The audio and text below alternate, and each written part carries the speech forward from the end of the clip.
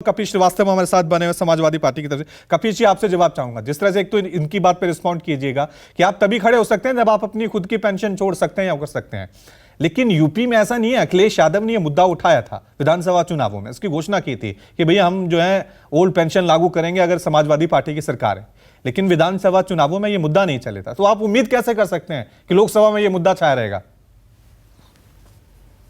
रवि भाई, सबसे पहली बात तो यह कह दूं कि हमारे जो दो प्रवक्ता है, एक भारतीय जनता पार्टी के और एक आरएलडी, दोनों लोगों ने नकारात्मक सोच का प्रदर्शन। इनसे आप सकारात्मकता की तो उम्मीद ही मत की।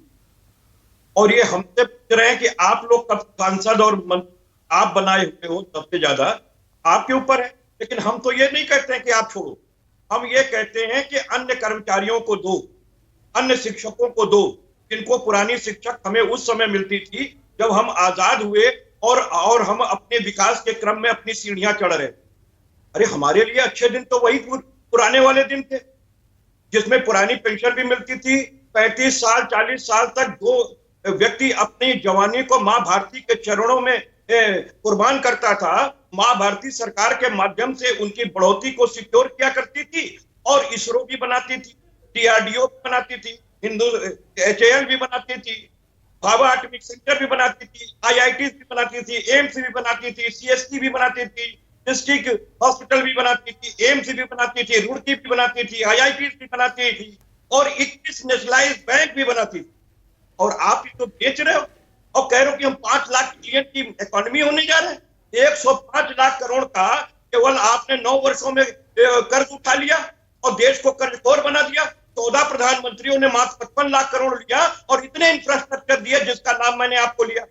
अब आप जरा इनका सोचिए, 45 लाख करोड़ रुपए अगर हमारे देश का बजट है तो उसके केवल 3% पे आप कर्मचारियों को, आप शिक्षकों को, आप चाहे वो मंत्री हो चाहे सांसद हो, सबको आप वेतन और वो दे सकते हैं, पेंशन दे सकते हैं। लेकिन नहीं साहब, वो 30% आप पे बड़ा भारी पीट रहा है।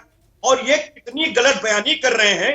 हास्यास्पद है कि 2003 में अटल बिहारी वाजपेयी जी ने NPS को लाया था और OPS को खत्म किया था। ये कांग्रेस गवर्नमेंट को बार बार कह रहे हैं। कांग्रेस गवर्नमेंट ने लागू जरूर किया लेकिन खत्म आपने किया था। आपने लागू करने की बात कही थी और ये कहा था कि ये ज्यादा पेंशन देगी अपने लोगों को। लेकिन जब ये परिणाम बुरा दिखने लगा तो हम लोग कर्मचारियों के साथ हैं, हम लोग अधिकारियों के साथ हैं, हम सेना के साथ हैं, हम पैरामिलिट्री के साथ हैं। मैं रवि भाई एक बात कहना चाहता हूं, सुप्रीम कोर्ट ने ये न्याय निर्णय दिया है कि CRPF जैसी जितनी पैरामिलिट्री फोर्सेस हैं, इनको भी सेना मानते हुए कि ये शहादत एक जैसी करते हैं, एक जैसा काम करते हैं, तो इनको भी पुरानी पेंशन दी जाए। उनको पुरानी पेंशन नहीं मिल रही। जब सुप्रीम कोर्ट ने अपने न्यायिक अधिकारियों के लिए कर दिया तो अब योगी जी ने जाकर के दिया है। इनकी कोई मंशा ही नहीं है कि सरकारी कर्मचारियों को ये कोई पुरानी पेंशन दे। एक गलत बयानी गोपाल जी ने और की, उसको साफ कर दूं। इन्होंने कहा कि हमने एक कमेटी बनाई है। अरे माफ कीजिएगा, आप लोग जुमलेबाज लोग हो। आप क्या कमेटी बनाए हो? आप NPS पे कमेटी बनाए हो कि कैसे इसमें और सुधार किया जा सकता है। बेसिकली हम लोग को अंतर्जान लेना चाहिए। पुरानी पेंशन के अंदर जो GPF कटता था हमारे कर्मचारियों का, उसका और क्या बोलते हैं 10% मिला करके, और उसका जो सूद होता था वो प्राइवेट सेक्टर की कंपनियों में लगा। ठीक है कपिल जी, मैं जवाब ले लेता हूं। गोपाल जी, ठीक है गोपाल, सरकार कोई अपनी तरफ से नहीं देती थी।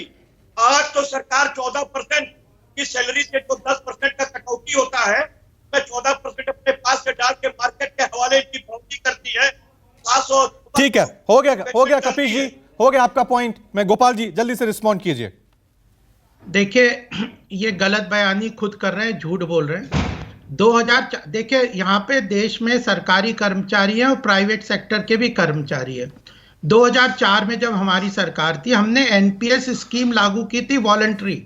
प्राइवेट सेक्टर से कोई भी NPS में लेके, प्राइवेट सेक्टर के लोग भी पेंशन की आवश्यकता लगती थी, तो हम लोगों ने एक ओपन स्कीम लागू की थी कि NPS एक स्कीम है जिसके अंदर प्राइवेट सेक्टर के कर्मचारी भी उसके अंदर भागीदारी करके उसमें एम्प्लॉयर कंट्रीब्यूशन, एम्प्लॉय कंट्रीब्यूशन और एक ट्रस्ट बना के, एक फंड बना के उसके अंतर्गत वह स्कीम्स को लागू किया था। और 2009-10 में इन्होंने ओल्ड पेंशन स्कीम को सरकारी कर्मचारियों के लिए हटाया था। तो यह कांग्रेस को जवाब देना है क्यों हटाया था। हमने एनपीएस स्कीम को लागू किया था। एनपीएस एक नया तरीके का एक ऑप्शन था जिसमें प्राइवेट सेक्टर भी जा सकता था या वॉलंटरी था, सरकारी कर्मचारी भी जाना चाहे तो गोपाल जी एनपीएस लागू हुआ, एनपीएस लागू हुआ, लेकिन जो जितनी कंप्लेंट्स जब ये इसके इंपैक्ट देखने मिले, किसी को 1200 पेंशन मिल रही है, किसी को 2000 मिल रही है, किसी को 3000 मिल रही है, इसी के बाद तो ये आंदोलन खड़ा हुआ ना कि एनपीएस का फॉर्मूला कर्मचारियों के लिए सही नहीं है। ये तो लागू होकर तो देख लिया एनपीएस के बाद। नहीं रवि जी, यही तो मैं कह रहा हूं कि अगर हमने एक स्कीम लागू की थी जो कि प्राइवेट सेक्टर को नहीं मिलनी चाहिए क्या पेंशन, उनकी भी तो चिंता करती है, उनको क्यों नहीं मिलनी चाहिए? ओपीएस में प्राइवेट सेक्टर है क्या, बताएं?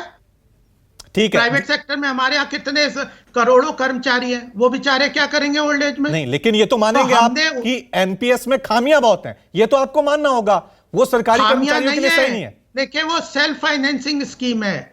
ओपीएस में सरकार सारा खर्चा वहन करती है, स्टेट गवर्नमेंट और सेंट्रल गवर्नमेंट। एनपीएस में भी सरकार और प्राइवेट स्टेट गवर्नमेंट भी कंट्रीब्यूट करती है, लेकिन वह सेल्फ फाइनेंसिंग स्कीम है। ग्लोबली आप देखिए कहीं भी पेंशन स्कीम सेल्फ फाइनेंसिंग ही हो सकती है। एक आदमी की जीवन की वर्किंग एज अगर 25 से 30-40 साल है, उसमें वो काम करता है, उसको सैलरी मिलती है, उसके बाद 30-40 साल की लेकिन मैंने आपको बताया ना, मैंने आपको बताया कि ये आप इसकी परिभाषा दे सकते हैं, सेल्फ फाइनेंसिंग है, ये इन्वेस्ट करता है, वो होता है, लेकिन बाद में नतीजा नहीं कर रहा ना, बाद में नतीजा निकला क्या? किसी को 2000 पेंशन मिल रही है, सोचिए आजकल दवाई के लिए खर्चा करना हो 2000-3000, उसमें क्या निकलेगा एक सरकारी कर्मचारी का? ठीक है अनिल,